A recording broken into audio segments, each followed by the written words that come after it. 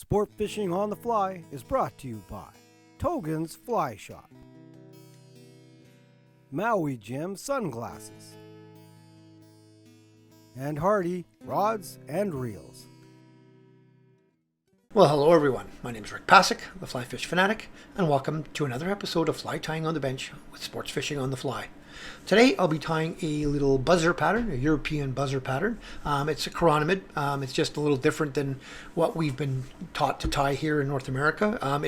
The buzzers are becoming more and more popular, so I wanted to tie this up for you guys.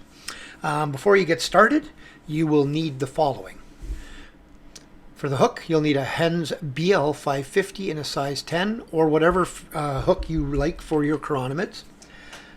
For the rib, for the first rib, I'll be using some Zemperfly wire, 0.2 mil, bright silver. For the second rib, I'll be using some Flashabou in the 6996, just one strand. And then for the over casing, I'll be using some Zemperfly Holo Tinsel in the 132. And then for the cheeks, I'll be using some hot orange Goose Biots. Okay. So, and for the thread, I'll be using some Zemperfly Nano Silk. So, first things first, you wax your thread. Nano Silk is, any GSPs are slippery, so make sure you wax your thread. Get it started just behind the eye. Leave a little bit of a space there. You'll see why near the end of the fly. You just want a little bit of a space when you're building up the football-shaped head. So, just gonna make sure I got my thread flat at all times. So I'll be spinning my thread quite often. You definitely want to keep these. I mean, chironomids in general, you want to keep thin, but these buzzer patterns you want to keep really thin. They're not like our typical North American fly chironomids that we use here, where we taper them up to a bead. There is no bead on this one, so I'm going to leave it about there. I want to have quite enough room for my head. Again, flatten my thread, give it a bit of a wax, and I'm going to take my first material, and that is the red Flashabou. Just gonna, really doesn't matter at the sequence in this part, because I'm going to, again, to try to keep these as thin as possible, I am going to tie these both in at the same time. So just pull that, get a couple of wraps in and get that out of your way. Then I'm going to take my silver wire and I'm going to tie that in as well on this side, on my side of the fly. And then I'm going to take both of these pieces and I'm going to hold it to my side of the fly. Okay, and again, flatten my thread. Every time you see it starting to twist, flatten it. Okay, it's a counterclockwise spin. So, and again, all the way back to where you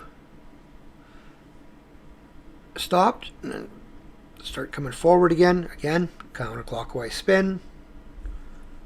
Keeping it flat, flat, flat as much as possible.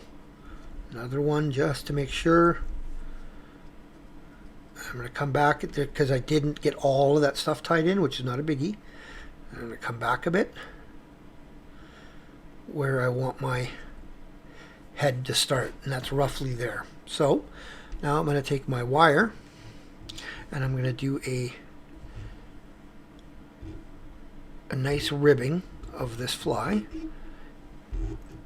Depending on the size, you're going to want 7 to 8 turns. It depends on the size of the fly that you're tying, and it actually with the type of wire as well. I mean, the thicker wires show more, so it all depends on what you're going for. I tie mine in with several different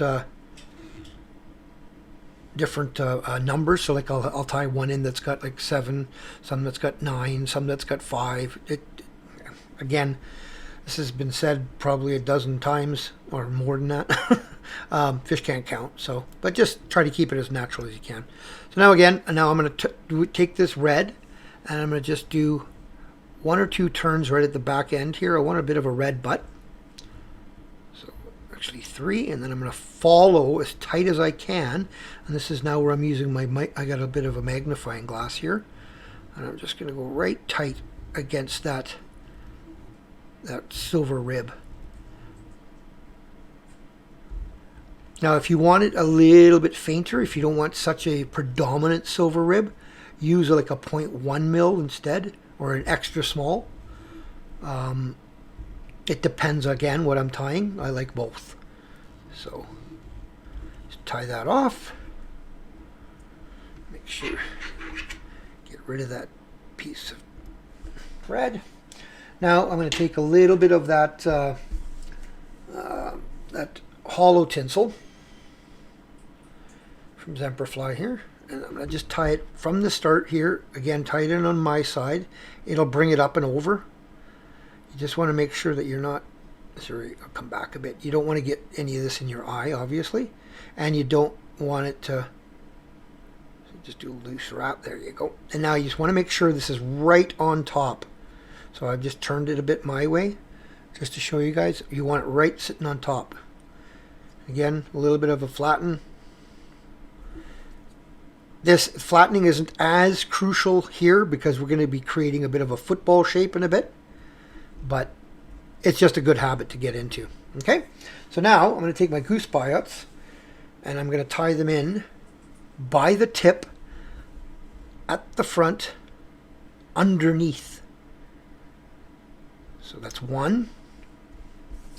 And I always, when I'm doing my videos, I always have a tough time doing the second one because I'm trying to show you guys, but actually that one went really well. Look at that. So, okay, so they're both tied in underneath. Now I'm just going to hold them both down because I want them to stay under.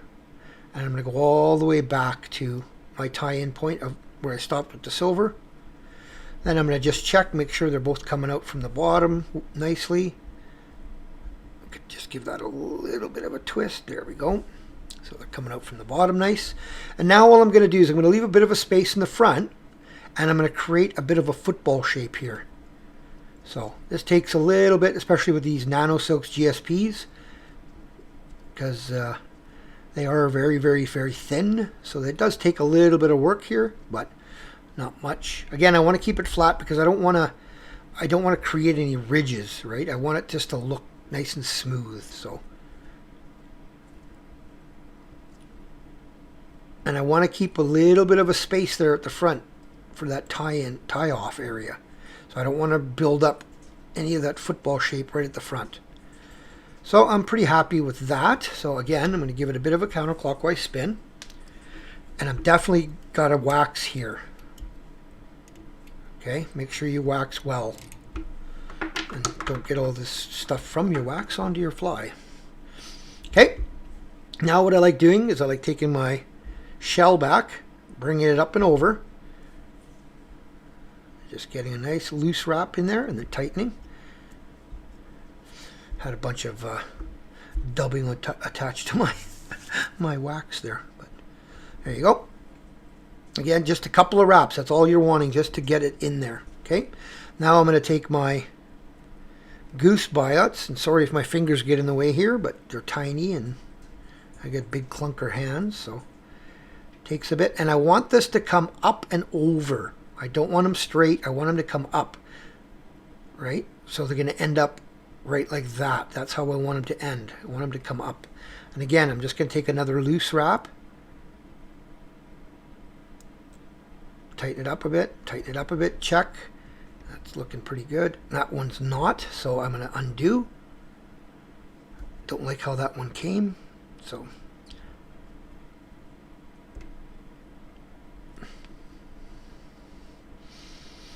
Just going to make another loose wrap, and then I'm going to bring this one up because I can see that it slipped down again. There you go, and then tighten that back one up. Sometimes you'll get a little bump with these Goose Biots because they're natural, they're not synthetic, so they'll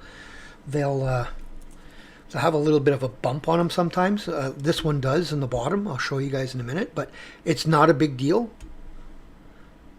because it's all going to get covered with UV resin. So now what I'll do, I just did a couple of a 2-turn whip finish there just to get it, make sure I don't let it fall, that the thread doesn't come off. And then what I'll do is I'll hold it nice and tight, and I'll grab a pair of tweezers here, and I'll just get as close as I can, and I'll rip.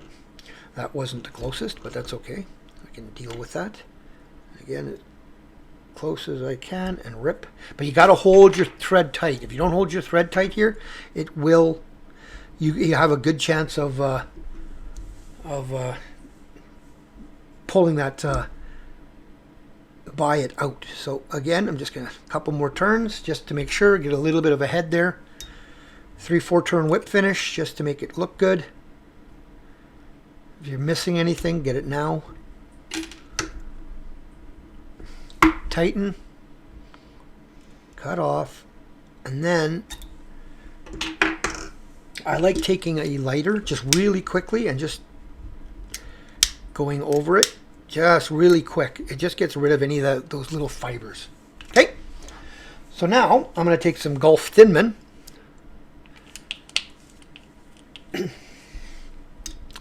Always start on the head with these. Just get a little bit onto the head, onto that shell back, onto those wing buds.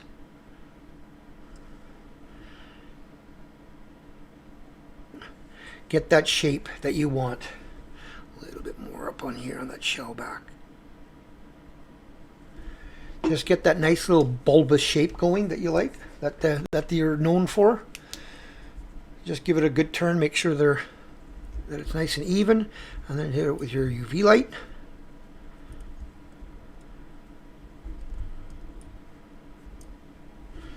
Okay, and then I'm going to take it and just give a little bit of a thin coat. That's it, and I'll just spread that around. Make sure that's all the way around. You just want a nice thin coat here. You can, if you want, you can do a thicker coat and just have it completely covered, but I like having it sticking out a little bit. I like having a little bit of that rib sticking out just a bit. Just again, I'm just letting it go, kind of letting it sit in several different directions and letting it get into those little gaps, and then I'll hit it with my UV light. I'm going to get my magnifying glass out of the way because I don't need it anymore. I can actually see what I'm doing. Just give it a good torch with your UV light, and you have a finished product. I hope you enjoyed that, and thanks for having a look at another fly tying on the bench. Tie lines.